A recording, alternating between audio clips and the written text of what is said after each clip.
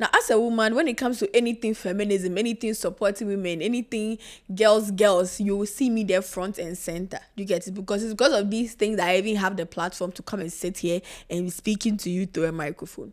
But to be honest, I don't really think I agree with what Comfort Doyoe is saying in Parliament. And for those of you who don't know who Comfort Doyoe is, she's the chairperson for Women's Caucus in Parliament. Okay, that's who Comfort Doyoe is. And she was in Parliament, she was speaking in Parliament, right? She was showing the rankings of countries that have female leaders, female members of Parliament in the whole world. Do you get it? There was a ranking, and apparently Ghana, we have fallen short. We are in the 140 something on the list. Meanwhile, the countries are 188 on that list, and we Ghana, we are 140 something. So she's stating her concern that it's not nice that we Ghana, we are falling so short when it comes to female leadership or women in Parliament or women in leadership positions, right?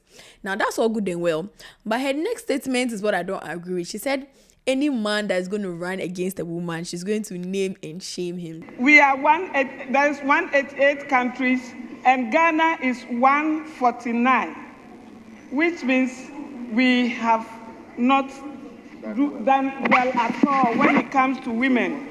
The Women Caucus will go to Speaker and show it to Speaker and tell him how best he can support the women so that we retain our seat.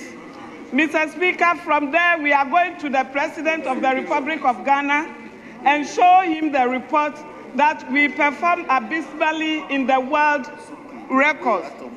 Mr. Speaker, all men who contest women in this Parliament this year or next election, we will name and shame them. Now, me, I'm all for women. Do you get it? Now, if there's a case where women want to contest, but they're not being given the chance, a woman is capable, she's qualified, she's ready to work, but she's not being given the chance to work, then we can go ahead and say, we are fighting against the prejudice, they shall allow the women, right? But you can't stop a man from running against a woman simply because there's a woman in the running. Do you get it? Because at the end of the day, we are all fighting for equality. We are all fighting for equal rights. We want everybody to have equal rights, equal opportunities. Do you get it? So we can't also completely neglect the men who want to do the job, because at the end of the day, we want a country where there are people in power who want to do the job. There are people in power who want to work for the citizens. They want to work for the country. They want the betterment of the country. It's not really about gender. It's about who wants to work, who wants to do the job.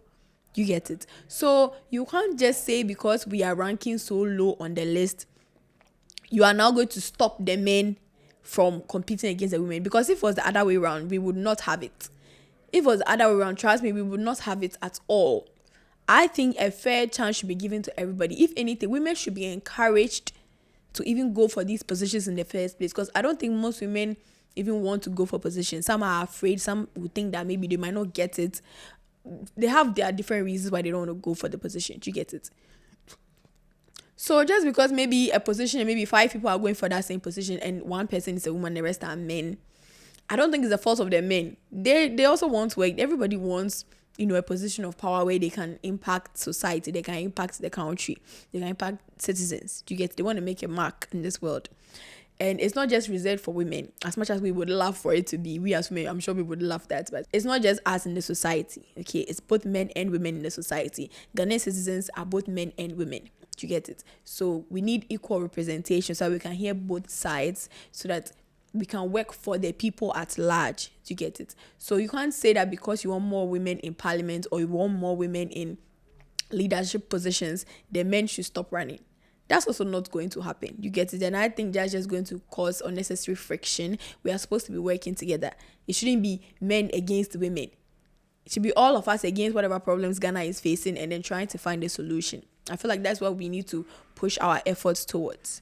It's not really about let's name and shame the men. They've not done anything wrong by contesting, simply because a woman is also in the running.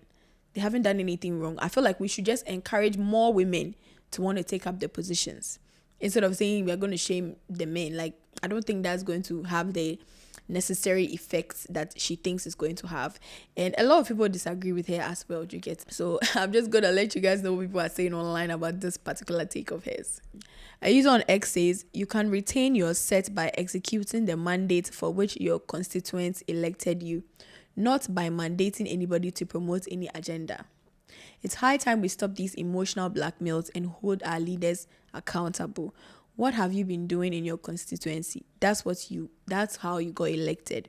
The president or speaker of parliament cannot do anything to help you retain your seat or get more women in parliament apart from the reduction fees charged. Do your job well and we will elect you irrespective of whether you're a man or a woman. I think this is the general consensus of Ghanaians. Most people don't really care whether you're a man or a woman. Are you doing the job? Do you want to do the job? Because I know a fair number of women are in parliament right now. And if it was just going to be a situation of, we only want men, then no women will be in parliament. Clearly, Ghanaians have recognized some women who want to do the job and they have given them the mandate.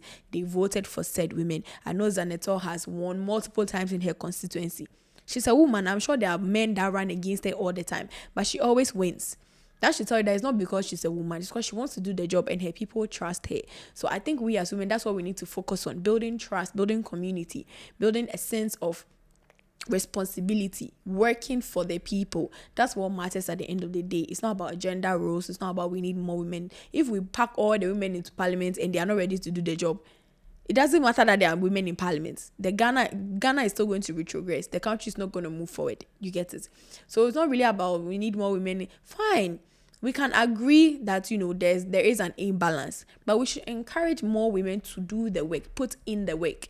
You get it? I feel like that is what is important. It's not really about pitting men and women against each other. That's not really going to help anybody. Another ex-user says, sometimes it seems to me being a woman in Ghana is some sort of disability with the kind of entitlement this gender possesses. I don't think it's entitlement. I just think she, as a woman, she looks around and she's seeing more men than women. So she just feels like, okay, what can I do? What can I say to get more women in here? I need more of my people in here. I think it's just the approach that she took that might be wrong or might be socially unacceptable, morally unacceptable, politically unacceptable. Do you get it? But I don't think she's entitled. She's not saying all the men should leave. She's saying let's name and shame them. That's also wrong. Do you get it? That's why I'm saying that she's just encourage women instead of making it the men should sit down or should sit out and let the women take over. If there are more women who want to take up the roles and they are not being allowed by the men, then we can have a conversation. We can have something to talk about. But I've not heard of anything like that happening. Also, I don't want to be playing devil's advocate, but unfortunately, we have the case of Sarah Adwoa Safo, who left her post and went abroad for several months. She left her post. Now, this is a woman. This is an MP. She was an MP. And she left her post to go abroad for God knows what reason. Do you get it? Now, have there been men who have done that? I'm not aware of. Do you get it? So, some of the women who even have power right now, they are not making a good name for themselves.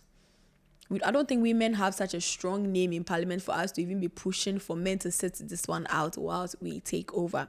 I think we should just work on ourselves, on our work ethic. We should be willing to work. We, the women who want to go into positions of power, we should just put in the work. Do you get to let the people see you for your work, not just for your gender? Once they see that you're ready to work, they will vote for you. Doesn't matter if there are 10, 20 men running against you, they will still vote for you. And I think that's what we should focus on. So let me know what you guys think of this particular thing. Do you think that she's right by saying they should name and shame the men who want to go up against the women? Or do you agree with me and saying the women should just, put in more efforts to gain the trust of Ghanaians and then they're going to get elected? Let me know what you think in the comments and I'll see you guys in the next video.